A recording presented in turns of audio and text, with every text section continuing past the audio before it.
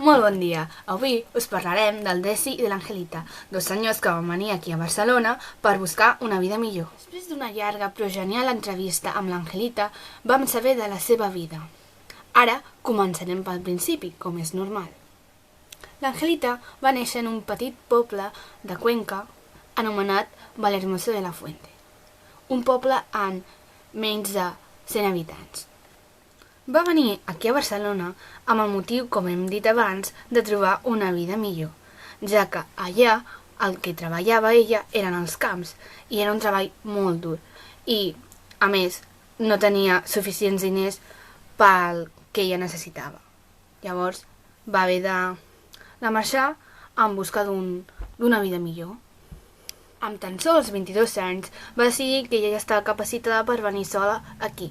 Bueno, sola. En realitat tenia un lloc on estar, perquè aquí vivien unes tietes seves i ja tenia un lloc per viure. I va haver de buscar feina. I on la va trobar? Doncs va estar treballant en una fàbrica de productes alimentaris.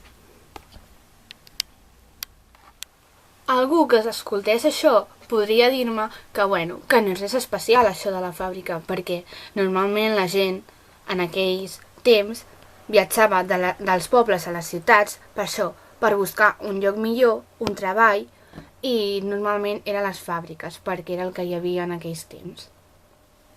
Tot li va anar realment bé, l'únic que trobava a faltar una cosa, bàsicament la família i l'ambient que hi havia allà als pobles, que tots els que tenim pobles ho sabem, que no és el mateix un poble que la ciutat.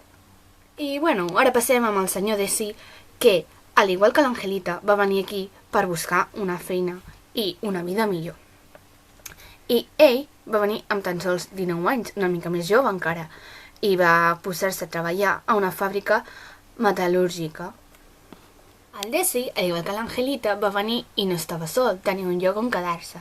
Ell tenia una germana gran que va venir anteriorment pel mateix motiu, i per això va venir a casa seva. Com molt bé havia dit abans, el Desi va venir aquí perquè també treballava al camp i, com he dit, les feines al camp eren dures i els diners no sobraven. El Desi també trobava a falta una cosa, la família, com abans hem dit de l'Angelita, i els amics i tot aquell ambient que només hi ha als pobles. Ell vivia en un poble, això sí, més gran, que es diu Talavera de la Reina i és de Càceres. I em sap greu, però aquí acaba tot. En realitat, això no és el final. Us esperem la pròxima setmana.